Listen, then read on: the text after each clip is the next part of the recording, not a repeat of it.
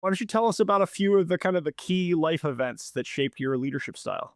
I really think it was honestly working at the National Security Agency was probably the biggest sort of, shape of my leadership, sort of the way I handle it and perceive it. It was a very mission forward environment. So like, everything was for the mission. Everybody was there, not because they were being paid top dollar, but they were still top talent. So, they were there because they believed in the mission and what we were doing. So it was a really unique environment.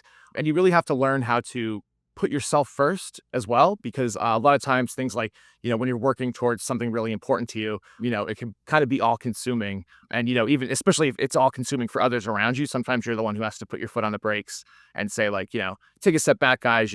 We had there is something outside of this as well. You are fighting for something, sort of thing.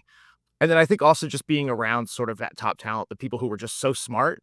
Like, I'm not the smartest guy in the room, but I'm pretty quick. But some of the guys I worked with, the guys and girls, they were just next level, next tier, and that always just kind of drove me to make sure that I was never the smartest person in the room.